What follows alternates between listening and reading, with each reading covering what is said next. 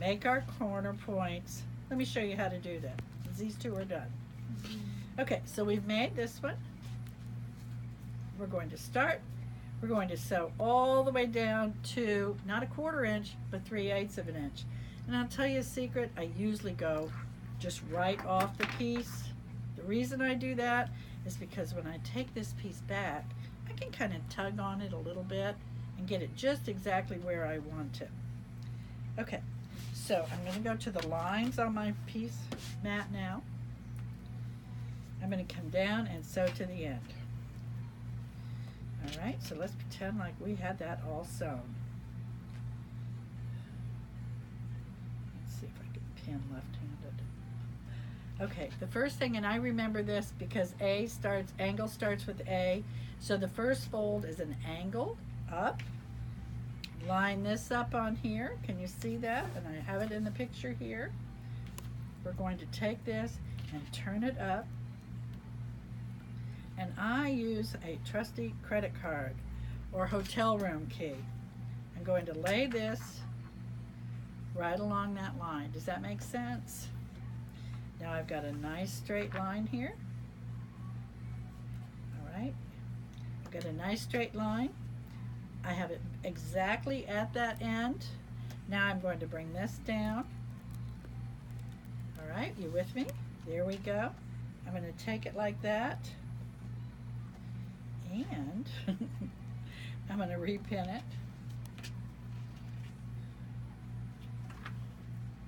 I'm going to pin it right there. And then I'm going to go back up and sew it to the next piece. Try it. Your corners will stitch beautifully. Now it's time to turn them the other way. So we're going to turn it. You have a little fold in there. If the fold goes this way on the front, you want it to go this way on the back. So when I flip it over and start sewing, I have to peek again. I want it to come this way and this way. And you have to kind of futz with it, show it who's boss. And you're going to take these wonderful clips we've included in your kit. You're going to put those right in there. Now at this point, you're going to finish all your corners, and I'm going to show you how to do the connecting in a second. But when I sew these, if you sew it to the front and turn it to the back, then you're going to want to hand stitch these. If you sew it to the back and turn it to the front, you can do a top stitch on it. All right, so let me move this aside. Let me show you some finishing.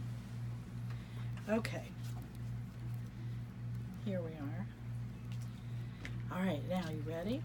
Same technique whether you're doing a curved, a bias binding, or a straight binding. So I've done the same thing on this mat. You've got your circle mat, you've sewn your binding on. I did it on this one, but because it matches, I don't think you can see it as well, so I'm going to demonstrate on this one. But basically, if you're doing that circle mat, you're going to do the same thing. I test that binding to see how far I want to turn it to the other side, because when I'm done, I want it really pretty. I want it to look like this. Don't you? Okay, so I've sewn my binding on, and when you go to connect that binding, you want kind of a big piece to play with. So we're going to take it, put it together, and get that clip, and take it, and you're going to put it in there, and you're going to mash that down, and that lets you get in there and really play with these pieces. Okay, let's play with this one where you can see. You ready for the magical tip that every time I teach this class, this is always the most favorite thing. Okay, I've got my binding strip sewn on. This is a bias piece. If it's not bias, it's not gonna work. I did, by accident one time, I did it not bias, and it wasn't pretty. Okay, so now I'm gonna take and clip it there. I'm gonna smash it down. I do that so I can get to these two pieces. I'm going to take those pieces and I'm going to turn them right side up. And you can tell, even though it's the same color, you can tell because you see the little pleat there. You're going to take a fabric marking pen or pencil or a whatever kind of marking pen, not this one. And you're going to put a circle in the top left-hand corner of each piece. And then you're going to bring those up. You're going to put them back in your hands. You ready for the magic? You'll never forget. And you're going to overlap them. And when you overlap them, Now you've got your perfect connection. Oh, but wait a minute, you might sew it the wrong way. So let me show you. You're going to take, I usually put a pin this way and just get it ready there.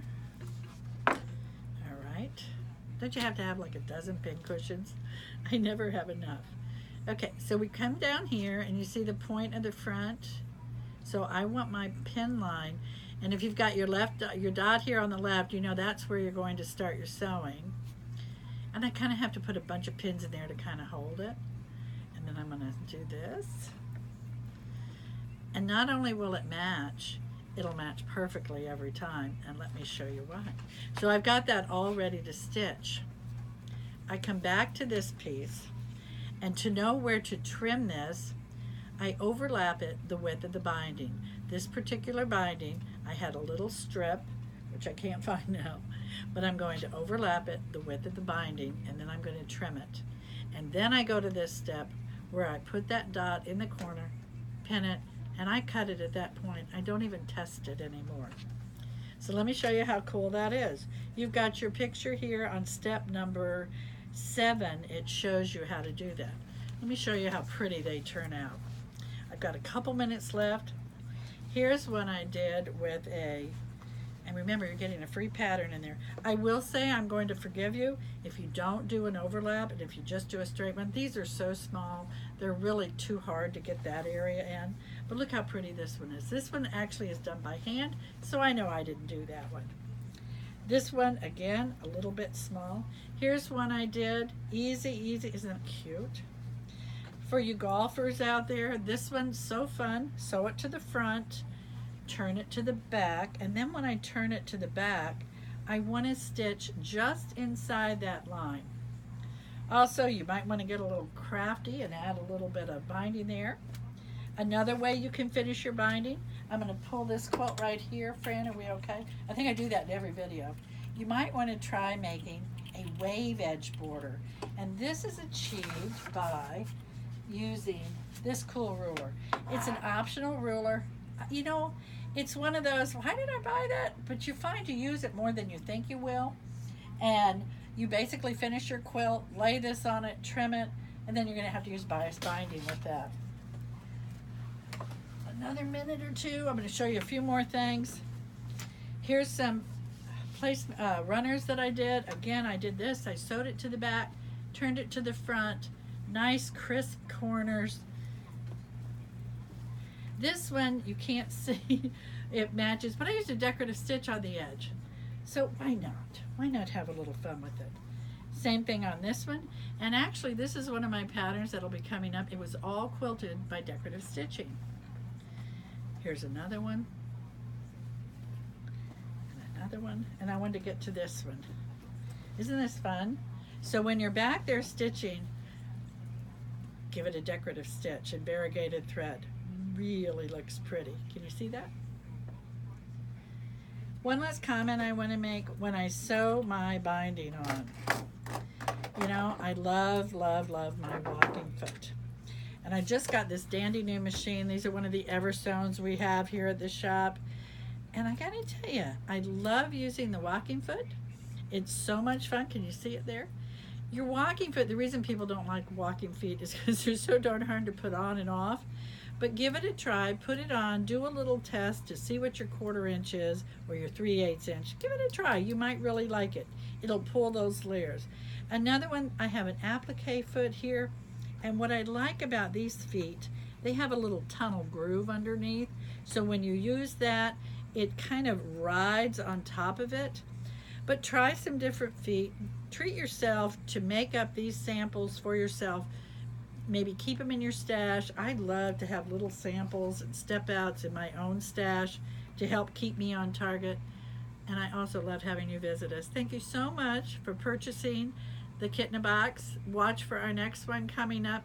Hey, you have any questions? Snap a little picture, send it to me.